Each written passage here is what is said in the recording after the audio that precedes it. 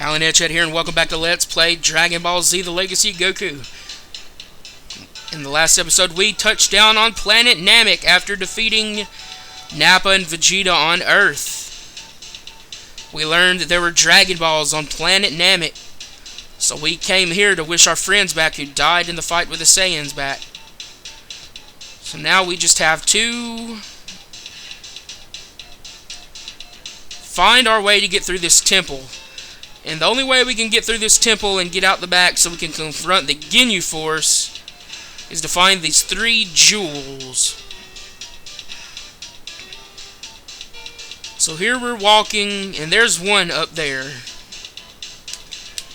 We'll just fly to it, pick it up.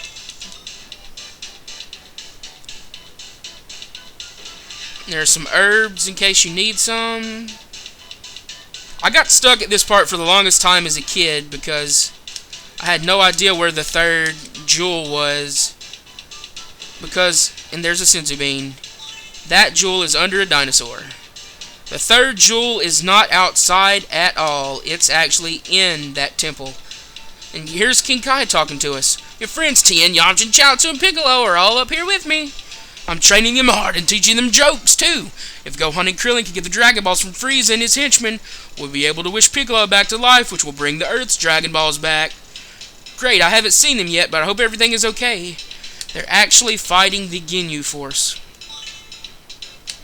and getting their butts handed to them. But luckily, Goku has been training his tail off, no pun intended, in the spaceship that was made by Dr. Briefs in 100 times Earth's normal gravity. So he has completely pushed his limits to the max, at least for now.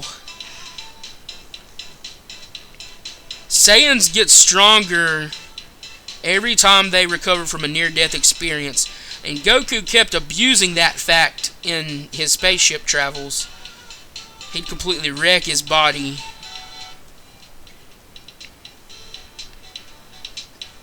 And here we have these teleporting latches. The last jewel is actually in here.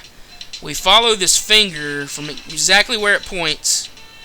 We go this way, and we'll find the 3rd jewel.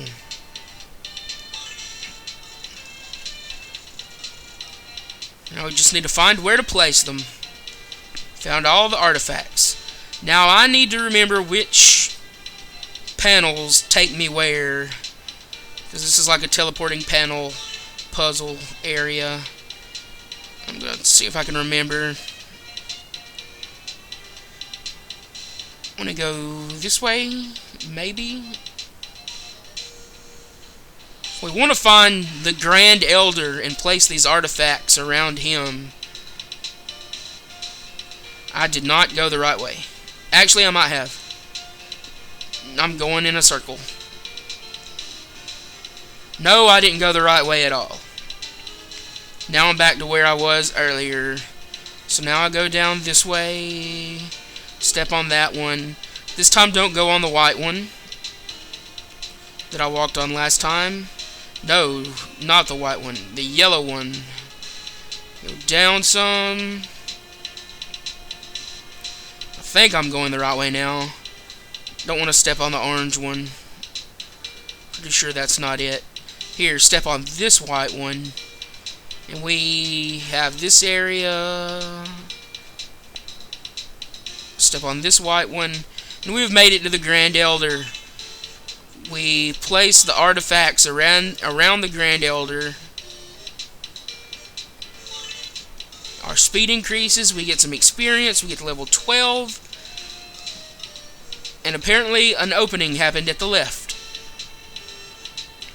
Step on the white platform. Do not go on that white platform. Just follow this pathway. We actually have an opening out here. Now we've met up with Krillin, Gohan, and Vegeta. Hey Krillin, looks like you guys have had your hands full. Well, I'm so glad you made it, Goku. We really were worried. This monster Frieza is trying to get the Dragon Balls of Namek. He's destroying everything in his path. His elite fighting force, the Ginyu Squad, is here. Come and get it, shorty! Are you okay, Gohan? Hey, Dad, Bulma told us you were on your way to Namek, but I don't think we can beat these guys. These are some of Frieza's best warriors. We have to stop them somehow. So you decided to show up, eh, Kakarot? Vegeta, what are you doing here? I'm here to get the Dragon Balls, you idiot. Your little friends and I have formed a team, you see. We have a common cause. None of us want Frieza to have the Dragon Balls. So they've been fighting the Ginyu Force and losing, and there's Captain Ginyu. We can't fight him until last. Here we have Raccoon of the Ginyu Force. Buzz off, Tiny, unless you want some of this. This is for my friends. I'll get some exercise this time. So we'll take on Raccoon.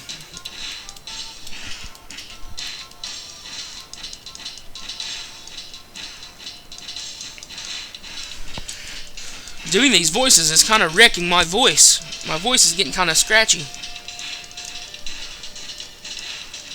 But I love Dragon Ball Z. Dragon Ball Z is absolutely my favorite cartoon, anime, all together.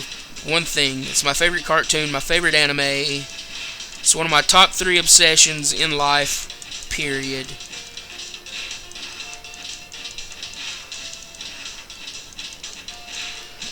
And when you're kind of underleveled here, taking down the Ginyu Forces, it's a pretty lengthy challenge. If you're playing the game legitimately, without using the invincibility code at the start, you'd be killing everything, gaining experience, so it wouldn't take this long. But I have more fun with the invincibility code, so I use it to just plow through these fights. Not really plow, but tank my way through these fights, so to speak. Come on, Raccoon. Reach level 13, and next up is Birder.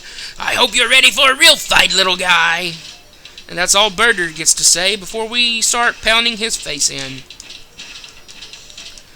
The only Ginyu Force member we don't actually fight in this game is Goldo. And that's the only one that actually gets killed before Goku even shows up. And he is killed by Vegeta. So we don't get to fight Goldo, the little green guy that can stop time and has all sorts of psychic powers. But every member of the Ginyu Force is actually defeated by Goku, but ultimately killed by Vegeta. Except for Captain Ginyu. Captain Ginyu never dies. Until much later in the series. But that's a tale for another day. I may bring that up sometime, if I remember, in the next couple of games, when Captain Ginyu actually dies for the first time.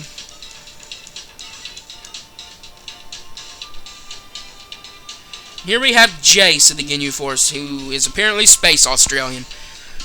You may have had a chance against the other members of the Ginyu Squad, but now prepare for a real fight.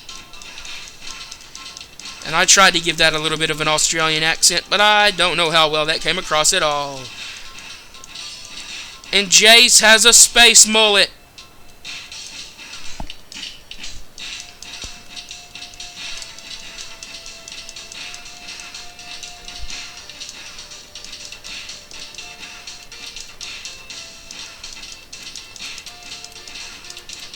They're all pretty tough.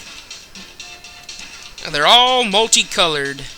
And they pose like the Power Rangers and other Sentai things. They're flamboyant. They strike poses like the Ninja Turtles and the Power Rangers and the Axum Rangers and all those teams that are flamboyant and colorful. But eventually Goku will take them down, and then we'll get to take on the good old Captain Ginyu. And he gets mad at us because we ruin all his fighting poses. Reach level 15. You've defeated Raccoon, Birder, and Jace? Obviously, you're more of a challenge than I expected. No matter, this will be an excellent opportunity for me to showcase my marvelous strength and my new pose. So now we can go back to the beginning and take on Captain Ginyu. He's trying to shoot up an energy attack, but we can handle that. And here's some Frieza henchmen over here that we want to stay out of their way. But it doesn't really matter if we don't or not. It doesn't show it in the game, but Captain Ginyu actually swaps bodies with Goku. And Goku's body gets completely thrashed in this fight. And eventually, he swaps back. And then Captain Ginyu tries to swap bodies with Vegeta.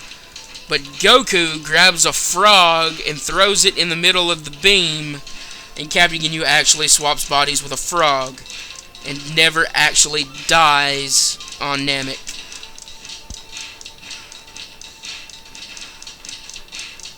So Captain Ginyu lives the rest of his life as a frog on Earth. But you won't know that he gets sent to Earth until later when I explain it. Captain Ginyu is the second strongest guy in the Frieza portion, next to only Frieza himself. And we gained over 90,000 experience points. Level 16. Roar, I had a fantastic new pose ready for when I defeated you, and now nobody will see it. The Ginyu squad was as tough as their reputation. I need a real challenge. Where's Frieza? I can see his ship to the east. There it is. So, next time on Let's Play Dragon Ball Z: The Legacy of Goku, I think it's time to confront the almighty Frieza. See you then.